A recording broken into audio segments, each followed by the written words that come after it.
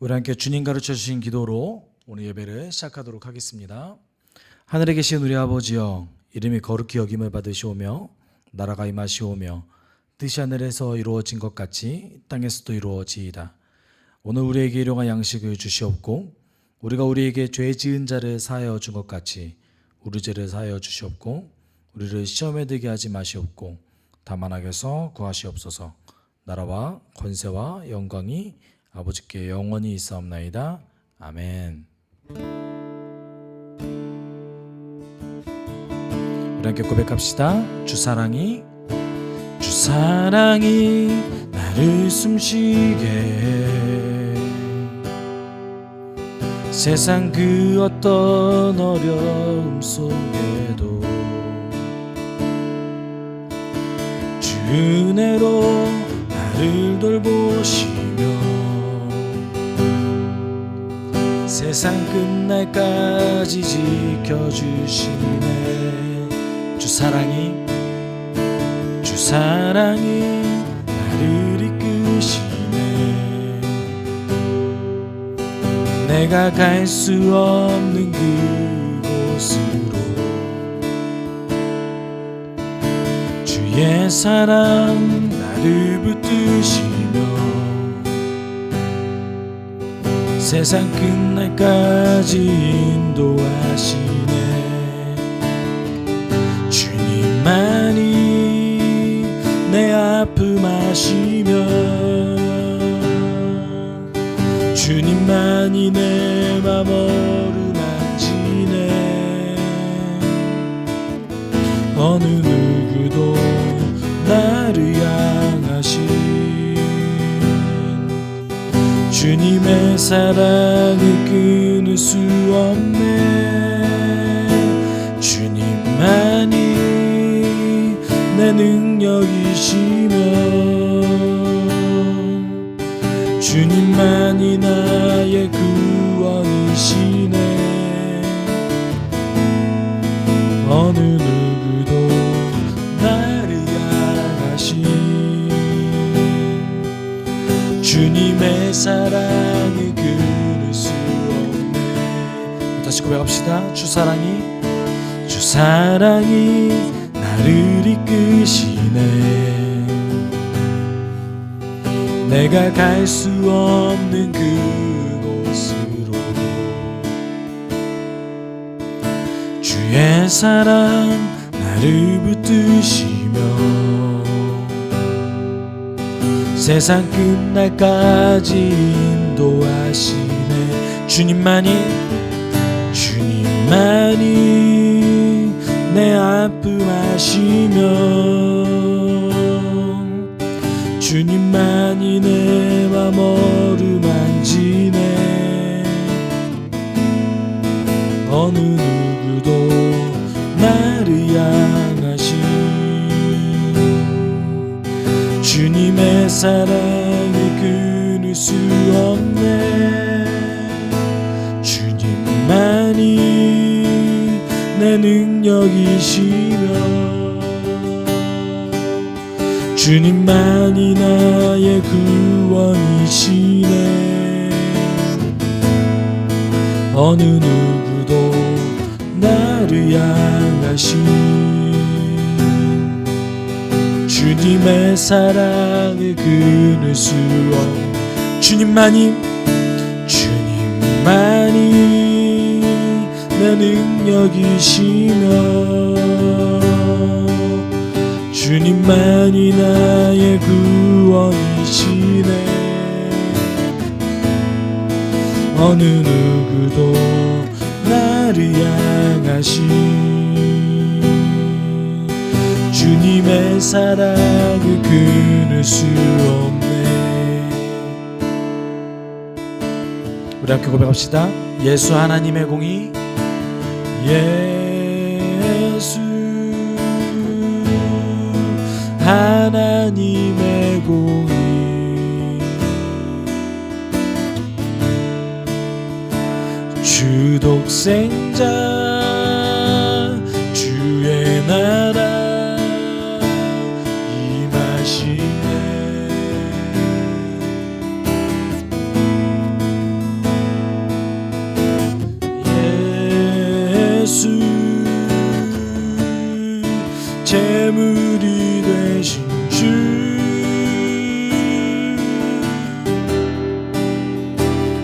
영광 중에 그의 나라 임하시네.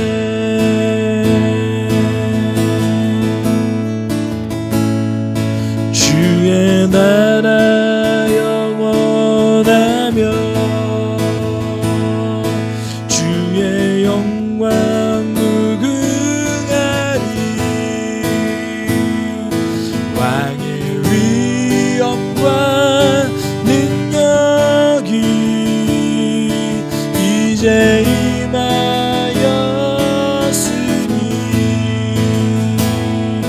주의 주권과 주의 통치와 주의 나라 힘과 권세 임하네. 예수 하나님의 공의. 예수 하나님의 사랑. 예수 하나님의 사랑.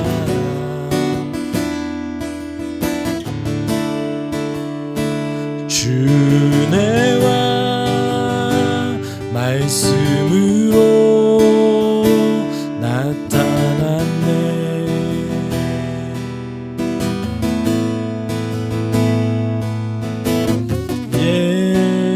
예수 거룩한 하나님.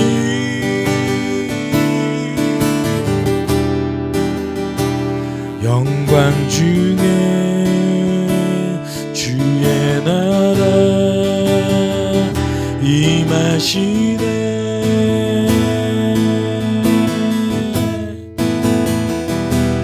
주의 나라 영원하며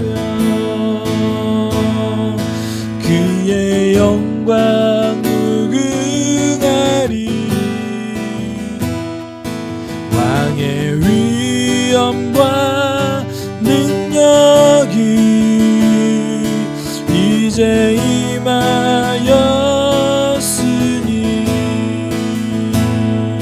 주의 주권과 주의 통치와 주의 나라 힘과 권세 임하네.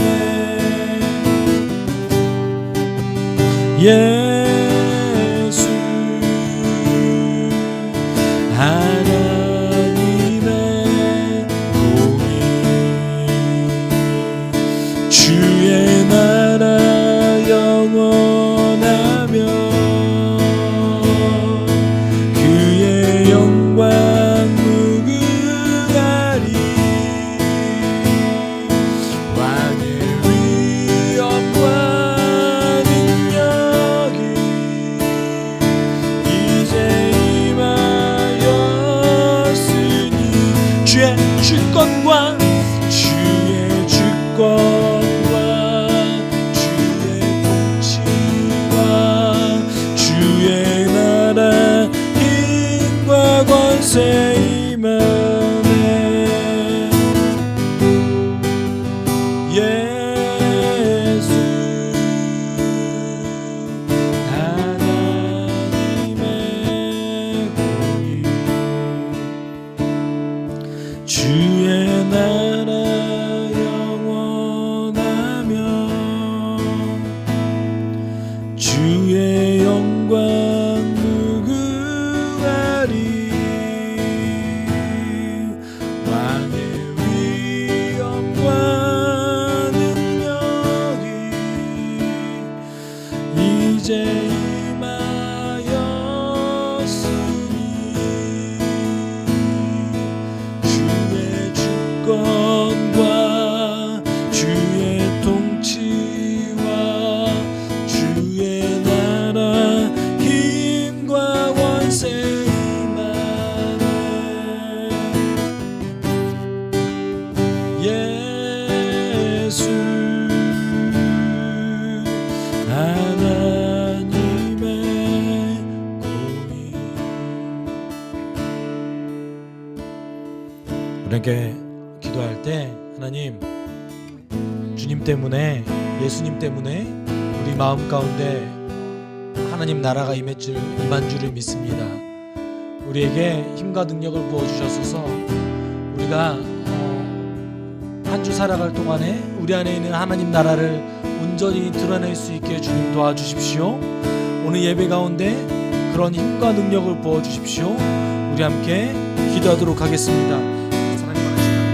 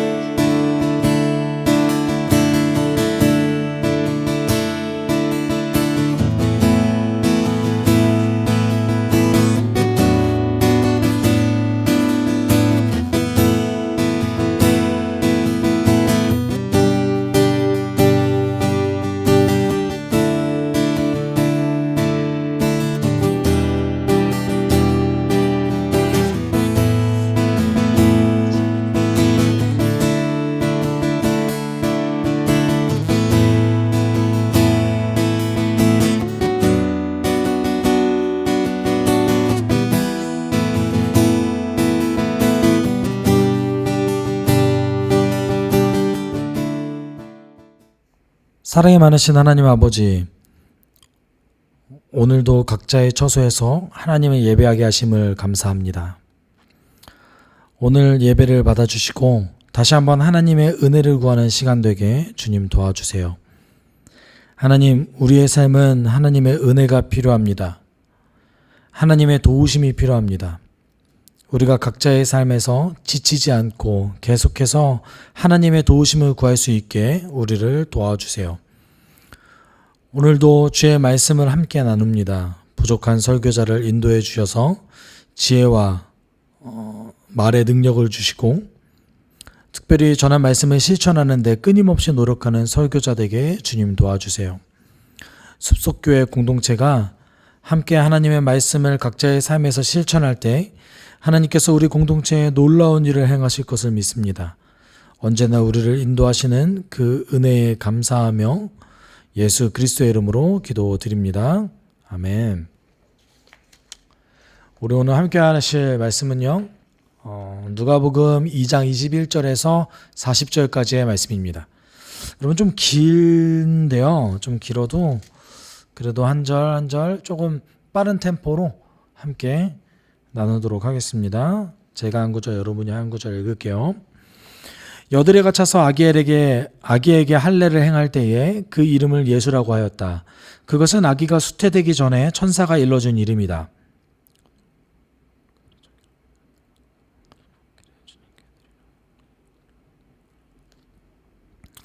그것은 주님의 율법에 기록된 바 어머니의 태를 처음 여는 사내 아이마다 주님의 거룩한 사람으로 불릴 것이다. 한 대로 한 것이요.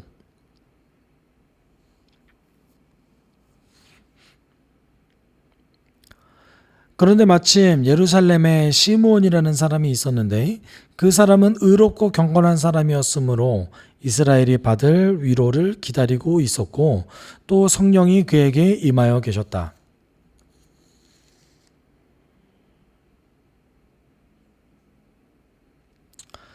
그가 성령의 인도로 성전에 들어갔을 때에 마침 아기의 부모가 율법이 정한 대로 행하고자 하여 아기 예수를 데리고 들어왔다. 주님, 이제 주님께서는 주님의 말씀을 따라 이 종을 세상에서 평안히 떠나가게 해주십니다. 주님께서 이것을 모든 백성 앞에 말하라 하셨으니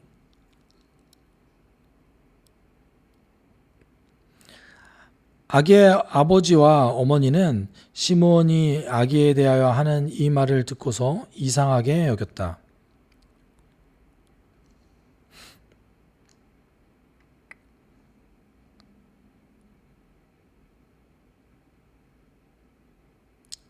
그리고 칼이 당신의 마음을 찌를 것입니다. 그리하여 많은 사람의 마음속 생각들이 드러나게 될 것입니다.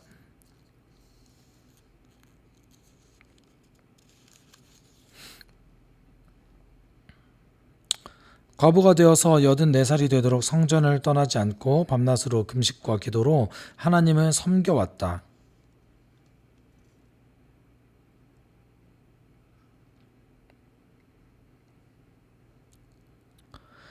아기의 부모는 주님의 율법에 규정된 모든 일을 마친 뒤에 갈릴리의 자기네 고향 동네 나사렛에 돌아왔다.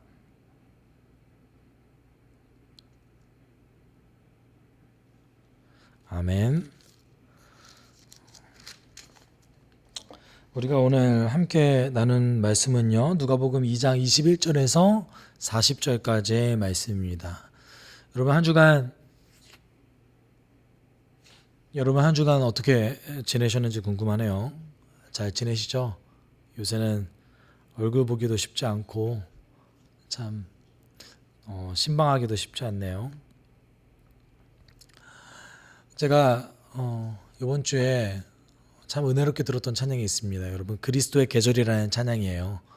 민족의 가슴마다 피 묻은 그리스도를 심어 이 땅에 부르고 부른 그리스도의 계절이 오게 하소서. 여기 뒷부분에 뭐라고 얘기하죠? 이 땅에 부르고 부른 그리스도의 계절이 오게 하소서. 참 제가 대학교 때 많이 불렀던 찬양이었던 것 같아요. 그리고 이 나라가 정말 그런 날이 왔으면 좋겠다. 우리 눈으로 그런 그리스도의 계절을 봤으면 좋겠다라고 생각을 했었고 소망했었습니다. 그런데 적어도 지금에 와서는 그런 생각을 해요. 우리가 표면적으로는 그런 그리스도의 계절이 오는 것을 볼 수 없겠다. 여러분, 예전에는 저희가 꿈꿨던 신앙생활, 제가 꿈꿨던 사역은 어떤 사역이었냐면 참 젊은이들이 다 변화되고 깨어나고 하나님 나라를 위해서 열심히 일하고 그런 변화들이 막 곳곳에 있어 일어나는 사역들을 꿈꿨습니다. 그런데 이제 시간이 꽤 많이 흐르고 제가 성경을 해석하다 보면서 문득 느끼게 된 거는 무엇이냐면 우리가 해 가야 되는 그 사역이, 그리고 앞으로 우리가 보게 될 그 사역이 그렇게 엄청나게 열광적이거나 눈에 띄는 큰 변화를 보는 그런 사역이 아니라는 것입니다. 우리가 하는 사역은 이 땅 가운데 그리스도의 계절이 드러나도록 꿈꾸는 것보다는 내 안에 있는 하나님 나라가 드러나도록, 내 안에 있는 그리스도의 계절이 내 삶에 드러나도록 하는 것이 우리의 사역의 본질이라는 것입니다. 바깥이 변화되는 것이 문제가 아니라 내가 변화됨으로 내 주변이, 나의 삶의 영역이 그리스도의 계절이 되는 것, 일단 그것이 먼저라는 것이죠. 2000년 기독교 역사 가운데 여러분 그렇게 열광적으로 부흥이 일어나고 하나님의 일을 눈으로 직접 봤던 세대가 그렇게 많지는 않습니다. 우리 가운데 임한 하나님 나라를 여러분 한 주 동안 잘 드러내는 삶이 되었으면 좋겠고, 오늘 말씀이 그런 삶의 기초가 되었으면 여러분 좋겠습니다. 오늘 본문은 예수님이 태어난 이후에 이제 예수님이 이름을 받고 그리고 정결의식을 치르러 예루살렘에 가는 그것으로 시작하고 있습니다. 21절에 이제 예수님이 태어난 지 8일이 되고 그리고 할례를 받았다라고 얘기하고 있습니다. 그리고 할례를 행할 때에 역시 세례자 요한과 같이 이름을 정하게 되죠. 근데 이름은 이미 천사가 얘기해 줬죠. 예수라고 하라. 그리고 이제 22절에 이렇게 얘기하고 있습니다. 모세의 법대로 그들이 정결하게 되는 날이 차서 그들은 아기를 주님께 드리려고 예루살렘으로 데리고 올라갔다라고 얘기하고 있습니다. 여러분, 모세의 법, 특별히는 창세기, 출애굽기, 레위기, 민수기, 신명기, 이게 모세 오경인데 모세가 얘기했던 법 중에 정결의식이 있습니다. 산모에게 행하는 정결의식이 있는데 사내 아이를 출산하게 되면 40일 후에 정결의식을 치르게 되고요. 그리고 여자아이를 출산하게 되면 80일 후에 정결의식을 치르게 됩니다. 그리고 그 40일이라는 기간 동안에 성경은 부정하다고 얘기하지만 사실상 그 40일의 출산 휴가를 얘기하는 겁니다. 여러분, 부정하다라는 것은 더럽거나 어떤 죄를 지었다 이런 뜻이 아니라 원래 상태를 벗어난 상태를 부정하다고 얘기합니다. 여러분, 출산을 하면 몸 상태가 약해지잖아요. 그 약해진 상태를 부정하다고 봤던 거예요.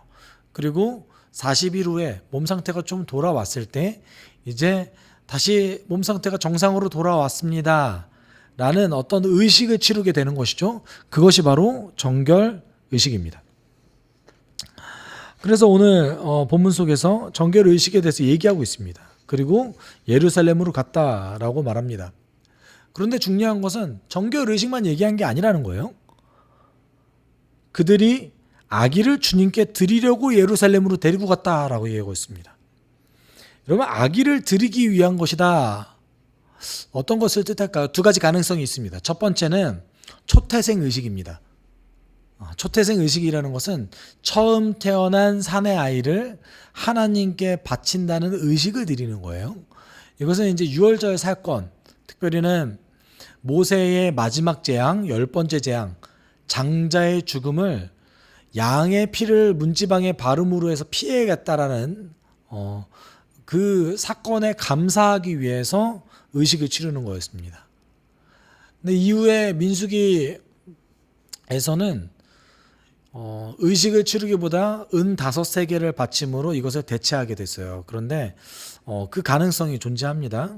그리고 두 번째는 하나님께 서원 의식을 드리는 거예요. 내 아들을 하나님께 바칩니다.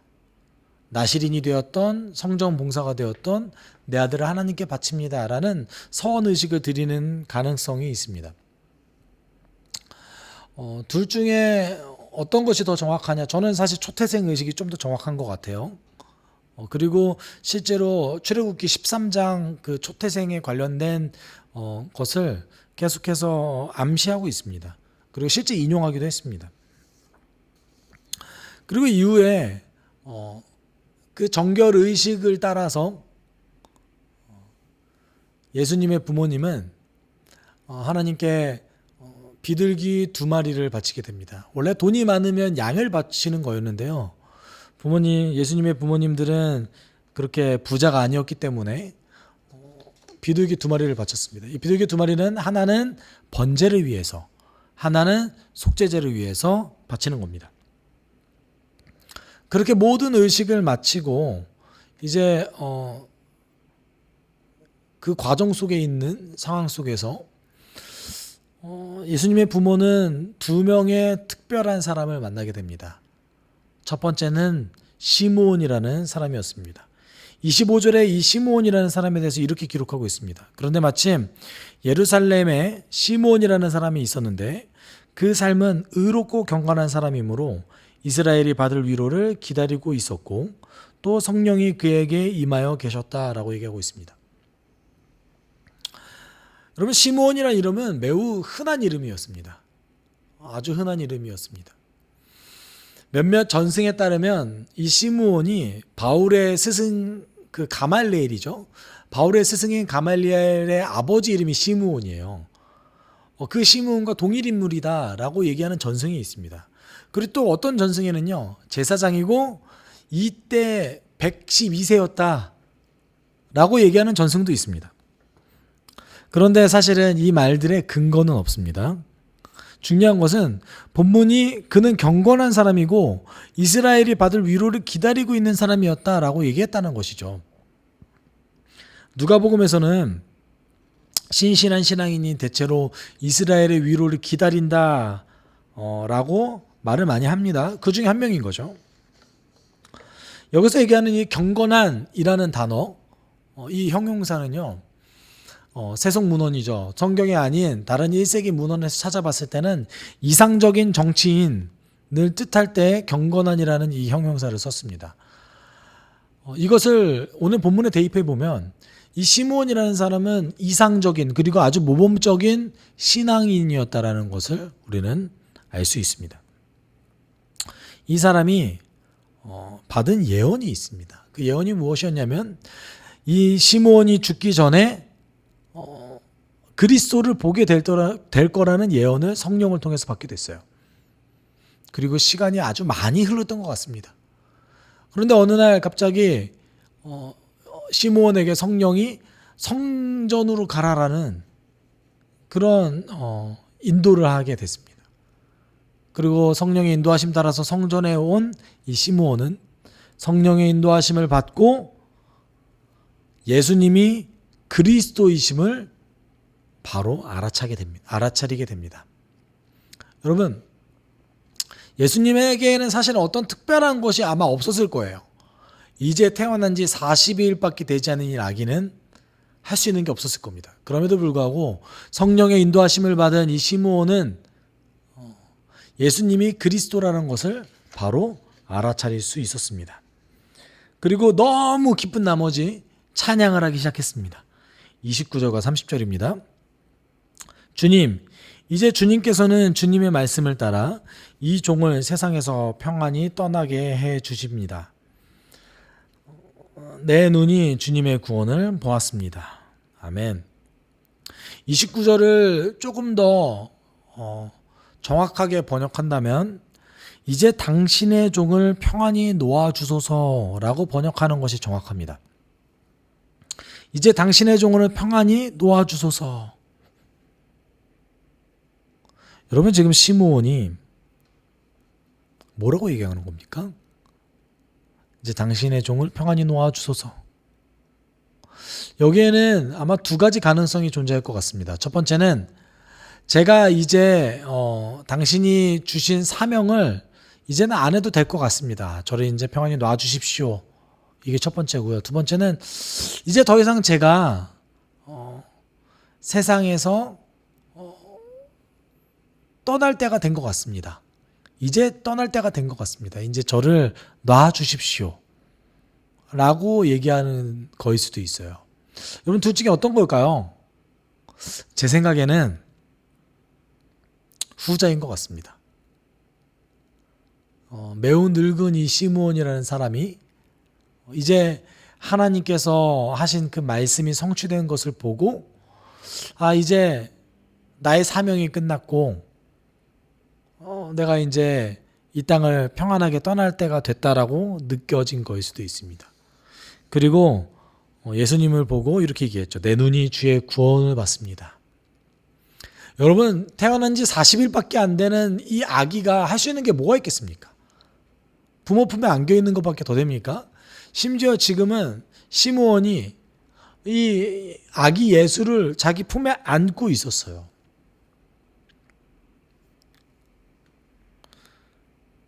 아이가 뭘 할 수 있다고 구원을 받다고 하는 거죠. 그런데 시므온은 성령께서 하신 말씀이 지금 이루어진 것 그 자체로 이미 하나님께서 모든 구원을 이루셨다라고 판단하고 있는 것입니다. 그래서 내 눈이 지금 주님의 구원을 받습니다 라고 얘기하고 있는 것이죠. 그리고 이어서 이제 31절 32절에서 이제 찬양을 더 이어서 하게 됩니다. 주님께서 이것을 모든 백성 앞에 마련하셨으니 이는 이방 사람들에게는 계시하는 빛이요 주님의 백성 이스라엘에게는 영광입니다 라고 얘기하고 있습니다. 31절을 조금만 더 정확하게 번역한다면 이것은, 여기서 얘기하는 이것은 뭐죠? 구원을 얘기해요. 앞서 내가 구원을 받습니다 라고 얘기했던 그 구원이 이것입니다. 이것은 당신이 많은 사람들의 얼굴 앞에서 준비하신 것입니다. 이 구원은 당신이 많은 사람들의 얼굴 앞에서 준비하신 것입니다. 이것이 조금 더 정확한 번역이에요. 근데 우리가 여기서 주의해야 될 것은 여기서 얘기하는 이 많은 사람들, 이게 유대인만 뜻할까요? 아니면 이방인 전체를 다 포함할까요? 참고로 시므온은 유대인이었습니다. 그리고 유대인은 대체적으로 이방인들을 별로 좋아하지 않았습니다. 그리고 이방인들이 하나님을 믿는 것을 허용하지 않았습니다. 허용을 하더라도 모든 부분에서 허용하지 않았습니다. 그런데 놀랍게도 32절은 이것을 명확하게 얘기해주고 있죠. 뭐라고 얘기합니까? 이는 이방 사람들에게는 계시하는 빛이요 주님의 백성 이스라엘에게는 영광입니다 라고 얘기하고 있습니다. 지금 오늘 32절을 통해서 이 구원이 이방인을 포함하고 있다라고 얘기하고 있는 것이죠. 그리고 특별히는 이방인에게서 뭐라고 합니까? 인도하는, 계시하는 빛이라고 얘기합니다. 예수님께서 이방인들에게는 그들에게 빛을 비춰주는 계시의 빛이라고 얘기하고 있습니다. 이 말은 다시 말하면 예수님 때문에 이방인들에게 구원의 문이 열렸다. 예수님 때문에 이방인들에게 하나님을 믿을 수 있는 길이 열렸다라고 얘기하고 있는 것입니다. 앞서 제가 말씀드렸듯이 유대인들은 이방인들이 하나님을 믿는 것을 유대교의 신자로서 등록되는 것을 허용하지 않았습니다. 그렇게 되려면 3대가 기다려야 됐어요. 그리고 모세의 율법도 허용하지 않았습니다. 그들에게 최대한으로 허용한 것은 노아의 법이었어요. 그리고 3대가 지나서야 이제 모세의 법이 허용되어졌습니다. 여러분, 이게 얼마나 편협합니까? 유대인들은 굉장히 배타적이었어요. 자신의 종교를 남들이 믿는 것을 별로 좋아하지 않았습니다. 그런데 오늘 본문 속에서 뭐라고 얘기합니까? 예수님이 이방인의 빛이라고 합니다. 유대인들에게는 뭡니까 그러면? 이스라엘에게는 영광이라고 얘기합니다. 여러분, 아주 위대한 위인이 위인과 같은 민족으로 태어난다면 그 위인 그 자체로도 굉장히 자랑스러워하는 경우를 우리는 보게 되죠. 우리 민족에게 이런 위인이 태어나다니 굉장히 자랑스러워하게 됩니다. 심지어는 위인뿐만 아니라 여러분, 우리가 저는 사실 김연아 선수를 굉장히 자랑스러워했는데요. 아주 대단한 스포츠 스타, 과학자, 아주 뛰어난 사람이 한국에 태어나면 여러분 그 사람은 자랑스럽게 생각하죠. 하물며 전 세상 이 모든 사람, 이 세상의 이 모든 사람의 구원을 위해 태어나신 이 예수 그리스도가 유대인으로 태어났다. 이 자체가 이스라엘에게는 매우 큰 영광이라고 오늘 본문은 얘기하고 있는 겁니다. 그런데 이 말을 들었던 마리아와 요셉과 마리아는 이것을 매우 이상하게 여겼습니다. 여러분, 요셉과 마리아는 예수가 그리스도라는 것을 이미 알고 있었습니다. 천사가 이미 예수님이 이 땅 가운데 자신의 백성을 구원하기 위해서 오신 분이라는 것을 이미 예언했습니다. 그리고 그것을 몇몇 사람들을 통해서 이미 확인받았습니다. 그런데 왜 시므온의 말을 듣고 이상하게 여겼을까요? 그것은 이방인에게도 구원이 있다는 것이 너무나 생소했기 때문에 그래요. 아마도 그것 때문에 이상하게 여겼을 것입니다. 아마 유대인의 구원에 대해서만 얘기했다면 그렇게 이상하게 여기지 않았을 거예요. 그런데 이방인에게도 구원이 있다라고 얘기했기 때문에 조금 더 이상하게 여겼던 것 같습니다. 그리고 이제 시므온은 이어서 예수님의 어머니 마리아에게 이제 얘기하기 시작합니다. 34절입니다. 시므온이 그들을 축복한 뒤에 아기의 어머니 마리아에게 말하였다. 보십시오. 이 아기는 이스라엘 가운데 많은 사람을 넘어지게도 하고 일어서게도 하려고 세우심을 받았으며 비방받는 표징이 되게 하려고 세우심을 받았습니다. 라고 얘기합니다. 시므온은 이제 마리아에게 예수님의 사역에 대해서 얘기하는데 그것이 두 가지였습니다. 첫 번째는 사람들을 넘어지게도 하고 일어서게도 하는 것. 두 번째는 뭡니까? 두 번째는 비방받는 표징이 되는 것이라고 얘기하고 있습니다. 여러분, 첫 번째 사역은 무엇을 의미합니까? 시므온은 분명하게 이사야의 말씀을 모티브를 따서 그리스도의 역할에 대해서 얘기하고 있습니다. 여러분, 이사야 8장 14절 15절은 하나님께서 어떻게 사람들을 넘어지게 하시는가에 대해서 자세하게 설명하고 있습니다. 그는 성소도 되시지만 이스라엘의 두 집안에게는 거치는 돌도 되려고 걸리는 바위도 되시며 거치는 돌도 되시고 걸리는 바위도 되시며 예루살렘 주민에게는 함정과 올가미도 되신다. 많은 사람이 거기에 걸려서 넘어지고 다치며 덫에 걸리듯이 걸리고 사로잡힐 것이다 라고 얘기하고 있습니다. 구원자 대신 예수를 받아들이지 않고 하나님의 일을 거부하는 사람들은 예수님 그 자체가 그들을 걸려 넘어지게 하는 바위가 된다는 겁니다. 함정과 올가미가 될 수도 있다는 것을 얘기하고 있습니다. 그러나 그 반대로 이사야 28장 16절은 예수님을 구원자로 받아들이는 사람들에게 예수님은 어떤 분이신지 얘기하고 있습니다. 그러므로 주 하나님께서 이렇게 말씀하신다. 내가 시온의 주춧돌을 놓는다. 얼마나 견고한지 시험하여 본 돌이다. 이 돌은 모퉁이에 놓아서 기초를 튼튼히 세울 것이니 이것을 의지하는 사람은 불안하지 않을 것이다. 아멘. 우리가 베드로전서 말씀을 나눌 때에 이 말씀을 나눈 적이 있었죠. 예수를 구원자로 받아들이고 그를 의지하는 사람들은 예수님 그 자체를 우리의 삶의 기초로 하나님께서 놔주신다는 겁니다. 그리고 평안함을 주신다는 것이죠.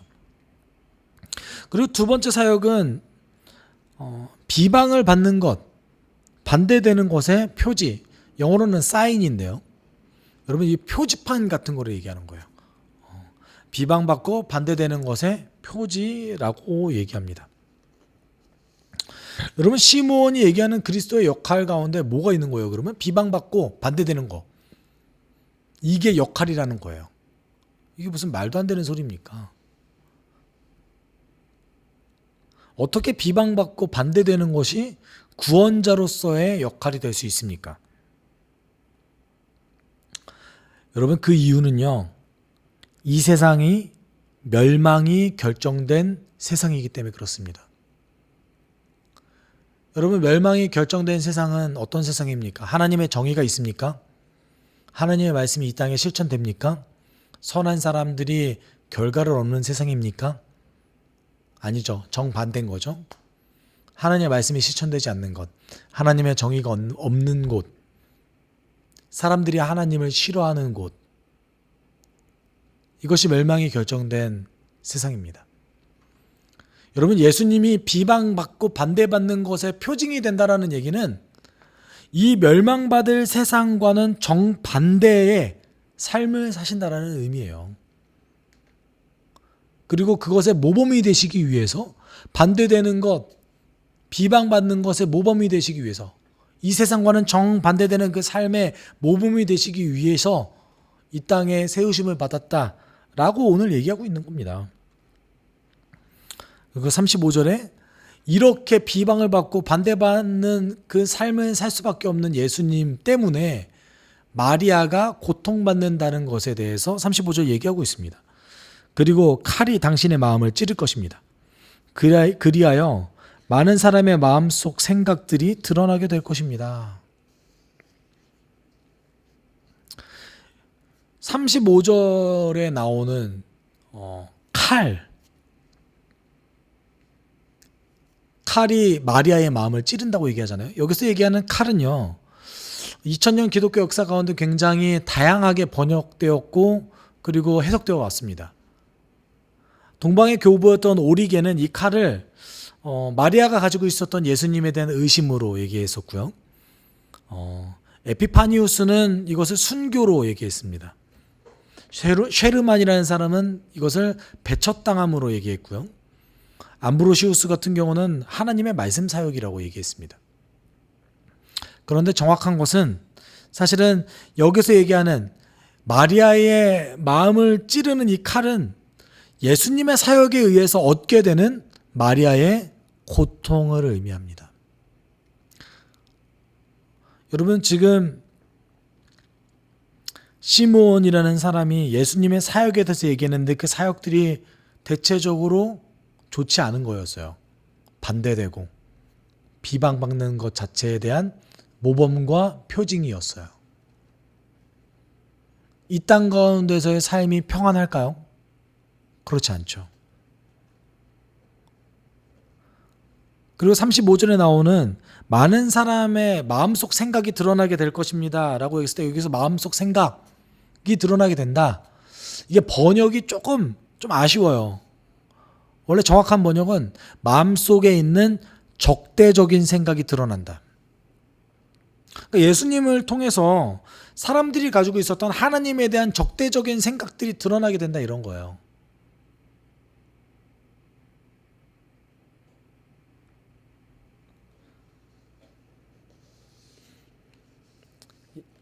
이런 것들이 예수님을 실제로 낳았고 그리고 예수님의 성장 과정의 모든 것을 보았고 그리고 그 과정 통해서 예수님이 이 땅의 메시아이고 그리스도시라는 것을 너무나 잘 알고 확신하고 있었던 마리아에게는 고통이 될 거라는 것이죠.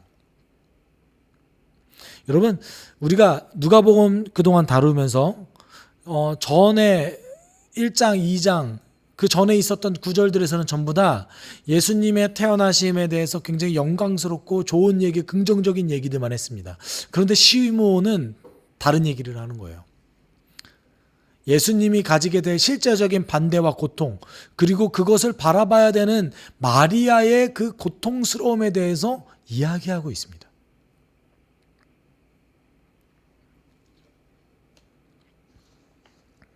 우리는 이것을 통해서 사실은 조금 더 확대할 필요성이 있습니다. 예수님이 이런 사역을 하게 될 것이고 반대에 부딪힐 것이다. 그럼 우리를 조금 한번 생각해 봅시다. 여러분, 이 땅에 많은 사람들이, 예수를 안 믿는 많은 사람들이 우리를 비방하고 반대하는 것은 사실은 성경에 의하면 당연한 결과입니다. 예수님처럼 살아도 비방하는데 하물며 그렇게 살지 못하는 우리는 또 얼마나 비방하겠습니까?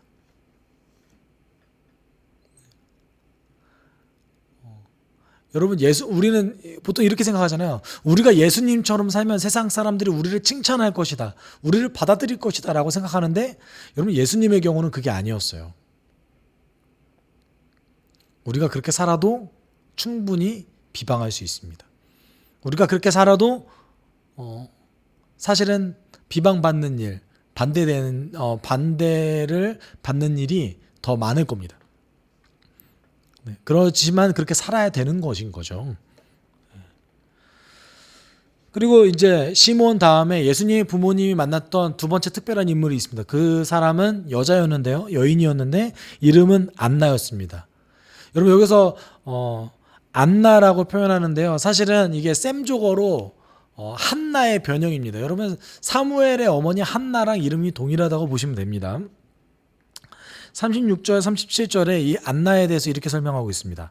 아셀 지파에 속하는 바누엘의 딸로 안나라는 예언자가 있었는데 나이가 많았다.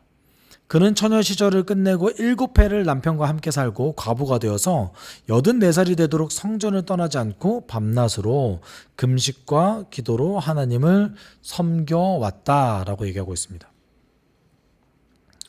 여러분, 안나는요, 대략 20대 초반에 남편과 사별하고 과부가 되었습니다.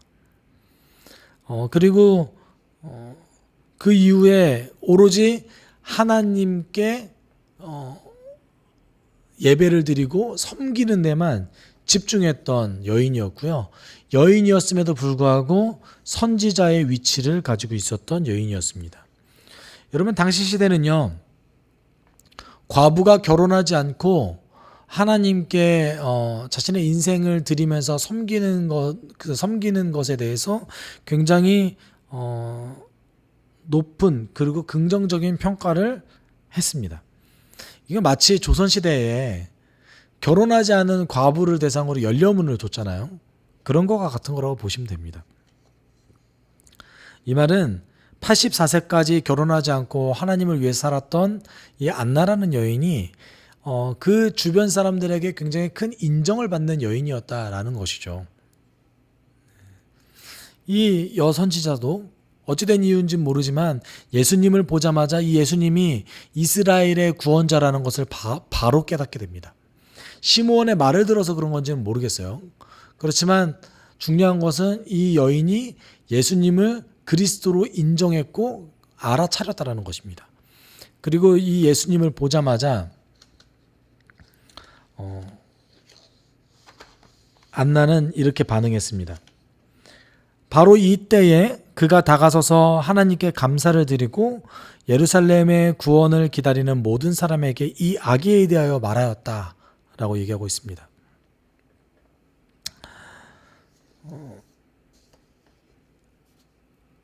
안나는 자신의 평생을 하나님께 바쳤던 여인이었습니다. 그 여인도 아기 예수를 보고 구원자로 여기며 기뻐했고, 이 사실을 이스라엘의 구원을 기다리는 모든 사람들, 특별히 이제 예루살렘 안에 있고 성전에 자주 모였던 그 사람들에게 나누기 시작했습니다. 여러분, 이스라엘 백성들이 보통 이스라엘의 구원을 기다리고 있었던 많은 사람들이 그 당시에도 이스라엘의 통곡의 벽 앞에서 그렇게 벽을 잡고 기도를 많이 했어요. 여러분, 통곡의 벽이 뭐냐면 유일하게 남은 다윗 왕이 시온성이죠. 시온성의 그런 성벽이에요. 유일하게 남은 성벽터였어요. 다 무너지고 그거 하나만 딱 남은 거예요. 그래서 이름이 통곡의 벽이에요. 왜냐하면 이스라엘 백성이 그 자신들의 구원을 기다리면서 그 벽을 잡고 그렇게 통곡을 많이 했다고 해서 통곡의 벽입니다. 그 통곡의 벽 앞에서 사람들이 많이 기도하고 이스라엘의 구원을 기다렸죠. 아마도 그들에게 안나는 예수님이 태어남을 얘기했을 것 같습니다. 그리고 이 놀라운 일을 경험하고 요셉과 마리아는 다시 자신의 고향 나사렛으로 돌아갔고, 예수님은 육체적이고 정신적으로 건강하고 지혜롭게 자라났다고 성경은 얘기하고 있습니다. 요셉과 마리아는 예루살렘에서 놀라운 경험을 했습니다. 자신들만 알고 있었던 그 사실, 예수가 구원자다, 예수가 메시아다라는 그 사실이 자신들이 말하지 않았음에도 불구하고 많은 사람들이 알게 됐다라는 것, 이것이 매우 놀라운 사실이었던 것이죠. 그리고 하나님을 찬양했고 하나님을 신뢰했습니다. 우리가 평소에 어떤 일을 행할 때 우리를 주저하게 만드는 것은 우리의 선택이 또는 우리의 행동에 대한 확신이 없기 때문입니다.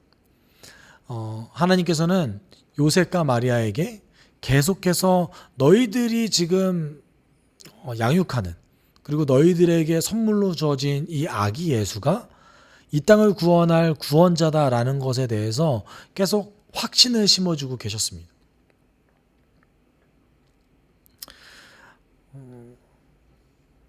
여러분, 예수님의 그런 태어났을 때의 상황만 보더라도 요셉과 마리아는 아주 기적적인 일들을 몇 가지를 경험을 했어요. 그런데 그 이후에 예수님이 30살이 되실 때까지 사실 아무 일도 일어나지 않습니다. 무슨 일이 일어났지만 기록이 안 될 수도 있었겠죠. 다만 적어도 기록된 건 아무것도 없습니다. 바로 어떤 일이 일어날 거라고 누군가는 상상할 수도 있고, 그리고 요셉과 마리아도 앞으로 본인의 삶 가운데 하나님의 어떤 일들이 계속 일어날 것이다 라고 상상했을지도 모르지만 예수님이 30살이 되시기까지 아무 일도 일어나지 않습니다. 그런데 놀라운 사실은 뭐냐면요, 마리아는 예수님이 구원자고 메시아라는 것을 항상 기억하고 있었고, 예수님이 때가 차기 직전에 예수님에게 문득 이상한 요구를 해요. 가나의 혼인잔치에서 물을 포도주로 바꿔달라는 요구를 합니다. 이 말이 어떤 것을 뜻하는 거예요? 마리아는 30년이라는 시간 동안 아무 일이 없었음에도 불구하고 예수가 구원자다, 예수가 그리스도라는 것에 대한 그 믿음이 흔들리지 않았다라는 것을 얘기합니다. 어떻게 그럴 수 있었을까요? 그것은 누가복음 1장, 2장을 통해서 하나님께서 예수님을 통해서 하셨던 그 일들, 사람들을 보내주고 하나님이 일하시는 것에 대해서 확인시켜주고 또 한 번 확신을 심어주고 이런 일들을 통해서 흔들리지 않는, 의심하지 않는 믿음이 형성될 수 있었던 것입니다. 본문 속에서 있었던 시므온과 안나를 만나는 이 사건도 그 중에 하나였던 것입니다. 그렇기 때문에 요셉과 마리아에게 있어서는 이들을 만나는 그 사건 자체가 또다시 하나님이 우리 가정을 통해서 이스라엘 전체 그리고 세상을 구원할 구원자를 주셨다라는 것에 대한 확신을 할 수 있는 그런 과정이었던 것이죠. 여러분, 이를 통해서 우리는 하나님께서 일하시는 그 방식에 대해서 알 수 있습니다. 하나님은 결코 우리가 홀로 일하게 만드시지 않습니다. 마리아는 하나님의 일하심을 확인할 수 있게 만들어주는 많은 사람들이 있었습니다. 시므온과 안나에게는 그들과 함께하는 이스라엘의 회복을 기다리는 경건한 공동체가 있었습니다. 예수님께는 동역자이자 제자였던 사람들이 있었습니다. 제자들에게는 그들 각자의 공동체가 있었습니다. 그리고 그들은 함께 협력해서 선을 이뤄냈습니다. 하나님께서는 우리 홀로 모든 일을 행하게 만드시지 않습니다. 함께 선을 이뤄나가게 우리를 인도하십니다. 그게 바로 공동체인 거죠. 그게 하나님이 일하시는 방식입니다. 여러분, 하나님 스스로 사실은 모든 걸 다 하실 수 있습니다. 그럼에도 불구하고 왜 이렇게 어렵게 일을 하십니까? 하나님은 인간을 도구로 쓰셔서 인간 개인이 아니라 인간이 서로를 돕게 하시고 그 과정을 통해서 선을 이루게 하십니다. 그리고 그 과정 자체가 하나님과 협력하는 삶인 것이죠. 이 때문인지 여러분, 사도 바울은 이렇게 고백하기도 했습니다. 하나님을 사랑하는 사람들, 곧 하나님의 뜻대로 부르심을 받은 사람들에게는 모든 일이 서로 협력해서 선을 이룬다는 것을 우리는 압니다. 아멘. 이렇게 고백했습니다. 사랑하는 성도님들, 요새 점점 서로 협력한다, 서로 함께 선을 이뤄 나간다, 서로 긍정적인 시너지를 이뤄낸다라는 것을 적어도 교회 안에서는 조금 이 공동체성이 멀어지는 시대를 살아가고 있는 것이 사실입니다. 모이지 못하고 함께 협력하지 못할 때도 많이 있습니다. 그렇지만 우리가 그럼에도 불구하고 이것을 기억해야죠.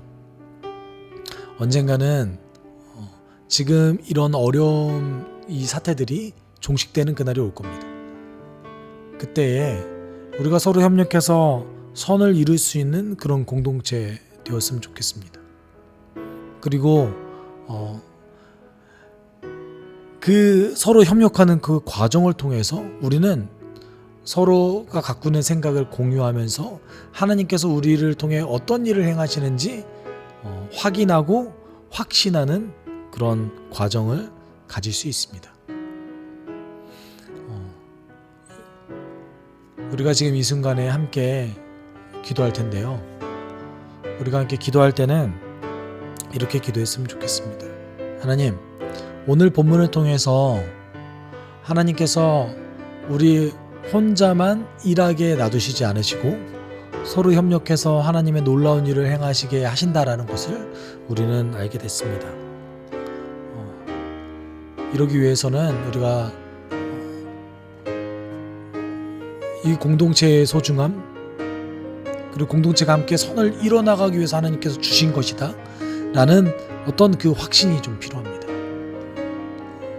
우리가 함께 기도할 때 하나님, 우리 공동체가 서로 협력할 수 있게 좀 도와주십시오. 그리고 서로 협력하며 배려할 수 있는 그런 공동체 되게 그리고 결국에는 서로를 사랑할 수 있는 공동체 되게 주님 우리를 좀 인도해 주십시오 하고 지금 이 순간에 함께 잠시 기도하도록 하겠습니다.